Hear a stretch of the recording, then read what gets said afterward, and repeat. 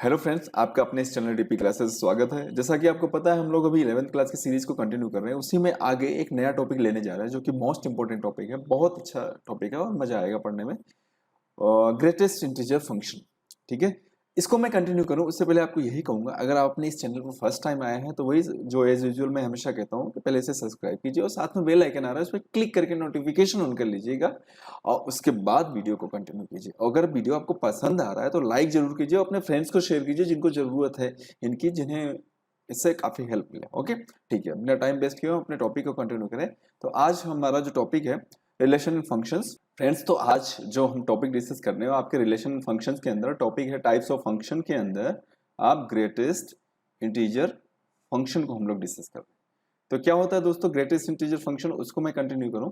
देखिए, greatest integer function कोई function है एफ ऑफ एक्स, ठीक है, वो डिफाइंड है आर से आर, ठीक है, आर टू आर। आर का मतलब real number, real number, real number. ये आपका इनपुट हो गया और ये इधर से आपका आउटपुट आएगा। This is your code input. Input हमेशा डोमेन और आउटपुट हमेशा, ये हो गया आपका डोमेन वाला पार्ट, जो भी इनपुट हम देते हैं, और आउटपुट जो होता है आपका वो रेंज होता है, ठीक है जी।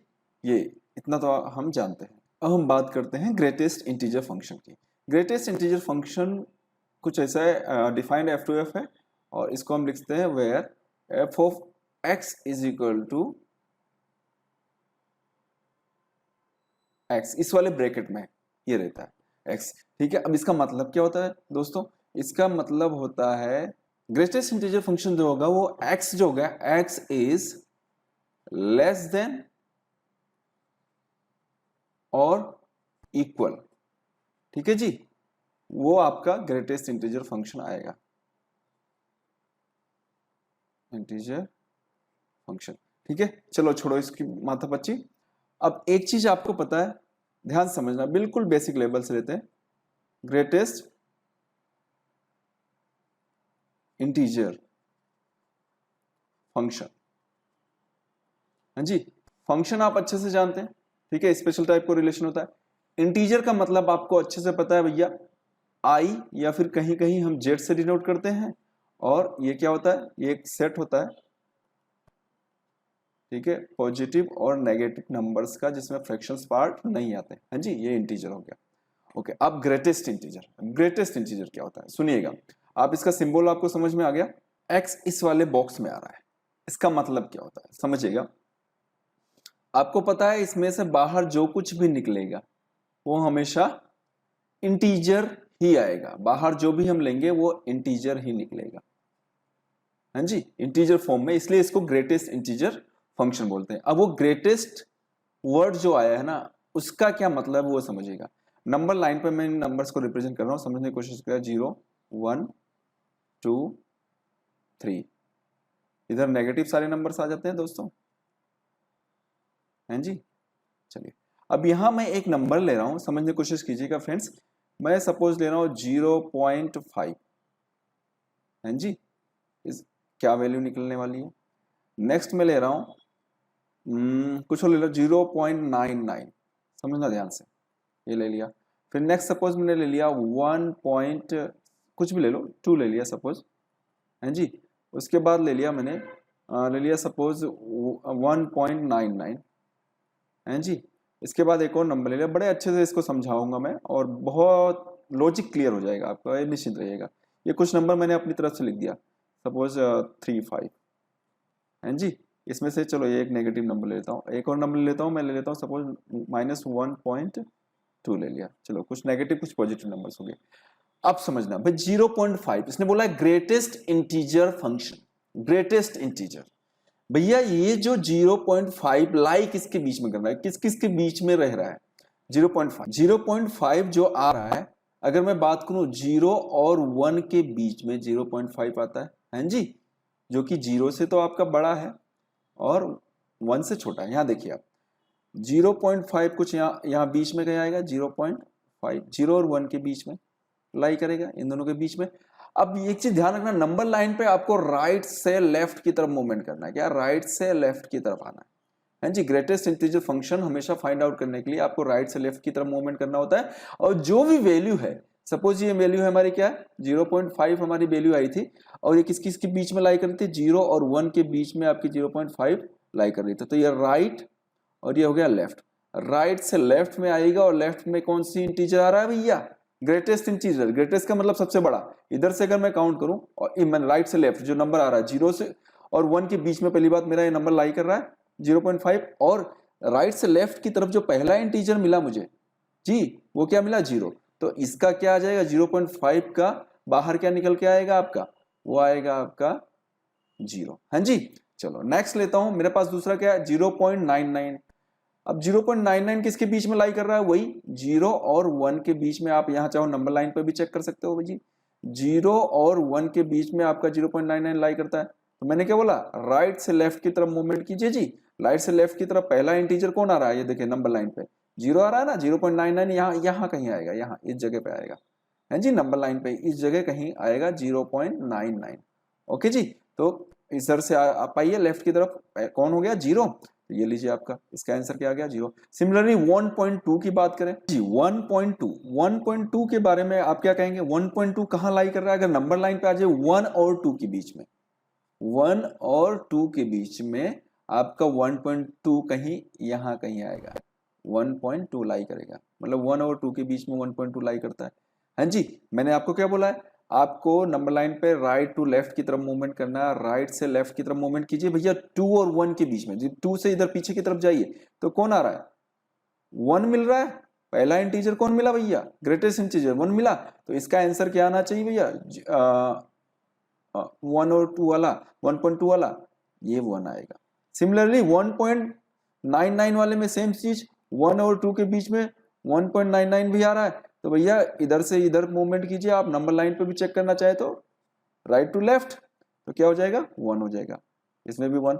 इधर 2.5 में आपने चेक कर लिया, 2.5 किसके बीच में लाई करेगा, 2.5 आपका जो लाई करेगा 2 और 3 के बीच में है जी। तो नंबर लाइन पे अगर 3 यहाँ आएगा 2 यहाँ आएगा, तो पीछे से लेफ्ट राइट से लेफ्ट की तरफ मूवमेंट करेंगे, पहला इंटीजर कौन मिलेगा 2, चाहो तो आप चेक कर लो भैया, ये देखिए इनके बीच में लाई कर रहा है तो 2 आ गया है जी, कितना आया 2। सिमिलरली इसकी बात करूं मैं 3 अच्छा हाँ देखिए माइनस वाली वैल्यू आई है, चलो प्लस वाली तो हमने चेक कर लिया, अब माइनस वाली चेक कर लेते हैं। हाँ जी, माइनस वाली वैल्यू को जब हम चेक करेंगे तो देखिए पहले मुझे क्या मिल रहा है, ये -3 मेरी वैल्यू है -3.35। हाँ जी -3.35, इसको चेक करता हूं मैं, -3.35 किसके बीच में लाई करनी है, अब चेक कीजिए आप इस नंबर लाइन पे जाइए हाँ जी, और यहाँ मुझे चेक करके बताइए किसके बीच में ये लाई कर रही है। अगर आप चेक करेंगे तो ये नंबर लाइन -3.35 यहाँ 4 आएगा है जी, ये लाई कर रही है -4 और -3 के बीच में, ये -3.5 कहीं आएगा है जी। तो मैंने क्या बोला था राइट टू लेफ्ट की तरफ मूवमेंट करना है, राइट टू लेफ्ट की तरफ है जी। तो -3 और 4 इनमें छोटा कौन है, -3 और -4 में छोटा कौन है -4। जैसे कि पॉजिटिव नंबर्स में 1 और 2 के बीच में 1.2 लिया था आपने, तो 1 और 2 में सबसे स्मॉलेस्ट इंटीजर कौन था 1 था भाई, तो 1 हमारा इसका आ गया था, ठीक है 1.2 का कितना लाए थे आप 1 लाए थे। सिमिलरली आप इसमें अंदर चेक करें, इसमें स्टूडेंट्स बहुत कंफ्यूज होते हैं कि -3.5 के अंदर आप जब इधर 0 के इस तरफ मूवमेंट करोगे तो जितना पीछे जाओगे उतना ही छोटी वैल्यूज मिलती जाएंगी नेगेटिव में है जी, एक तरह से सीढ़ियां से नीचे उतरने की बात कर रहे हैं। ओके, तो आप 3.5 यहां कहीं लाई कर रहा है 3.5 है जी, तो इससे छोटा 3 और 4 के बीच में, और इससे छोटा कौन है 4 है, तो भैया इसका क्या आ जाएगा आपका इंटीजर -4 हो गया। सिमिलरली 1.2 आप चेक कर लीजिए, 1.2 जो हमारा लाई करेगा, ये देखिए नंबर लाइन पे चेक कर लीजिए आप 1.2 1 और -1 -2 के बीच में लाई करेगा, तो भैया इधर से इधर मूवमेंट कीजिए, राइट टू लेफ्ट की तरफ जब मूवमेंट करोगे तो पहला इंटीजर कौन मिल रहा है भैया -2 मिल रहा है, तो ये आपके आ गया -2 है जी। ये तो रहे पॉइंट्स में डेसिमल में जो नंबर्स हैं। अब सपोज कोई x कुछ इस तरीके से, सपोज यहाँ पे 1 है -2 है -5 है, कुछ भी वैल्यू है, ठीक है, तो सपोज 1 है तो इसका क्या लिखोगे, मैं आपको क्या बोला ग्रेटेस्ट इंटीजर फंक्शन, भैया जी मुझे ग्रेटेस्ट इंटीजर निकला, अगर ये इंटीजर ही है अपने आप में तो वही वैल्यू बाहर आ जाएगी है जी, चाहे वो नेगेटिव हो चाहे पॉजिटिव हो, मुझे उससे कुछ लेना देना नहीं है, वही इंटीजर वैल्यू बाहर आ जाएगी। बट ये फ्रैक्शंस के फॉर्म में सपोज 5.3 होता तो भैया मुझे इसका ग्रेटेस्ट लेना पड़ता, तो -5.3 किसके बीच में लाई होता, -5.2 नहीं, -5 और -6 के बीच में लाई होता, और ये जो होगा स्मॉलेस्ट क्या, -6 आएगा। तो इसका अगर आता तो ये कुछ इस तरीके से होता है जी, समझिएगा इस तरीके से होगा, तो हम क्या लिखते हैं -6 यहाँ पे ले लेते हैं। ओके जी, तो मुझे लग रहा है ये अच्छे से समझ में आ गया।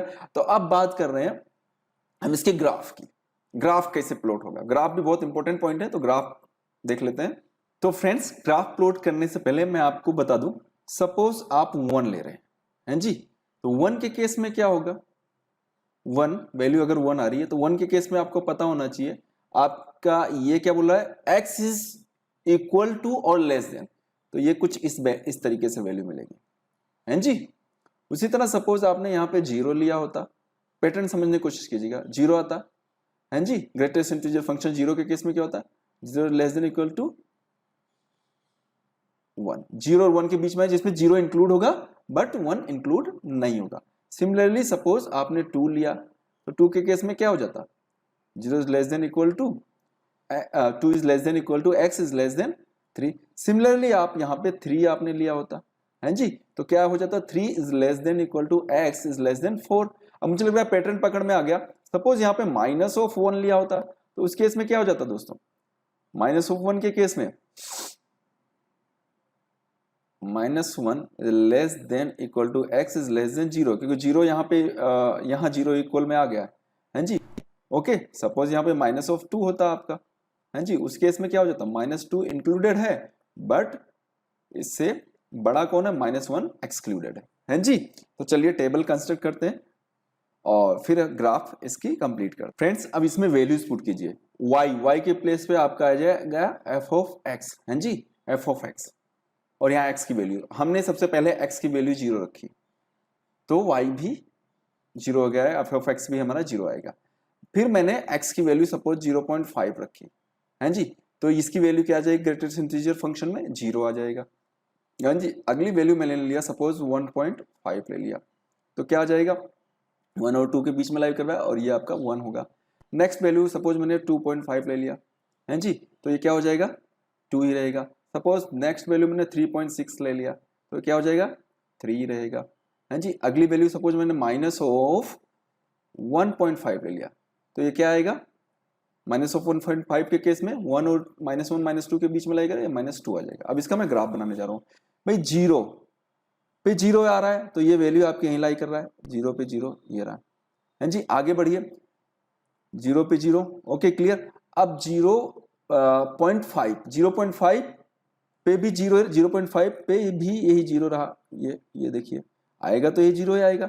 अब आगे बढ़िए, मतलब इसमें अगर मैं इसका प्लॉट करूं तो कुछ इस तरीके से 1 एक्सक्लूड रहेगा, एक्सक्लूड का मतलब इस तरीके से ओपन कर दीजिएगा, 1 नहीं आएगा। अब आगे बढ़िए 1.5, अब 1.5 जो है आपका लाई कर रहा है, उसके अंदर 1.5 जैसे 1 आया, 1.5 सपोज इस तरीके से जब आपने लिखा 1.5 को, तो इसके अंदर आपको पता होना चाहिए कि ये 1 is less then x is less then 1.5 is 2, मतलब 1.5 जो लाई करेगा हमारा 2 से, तो 2 उसमें इंक्लूड नहीं है बट 1 इंक्लूड है जी।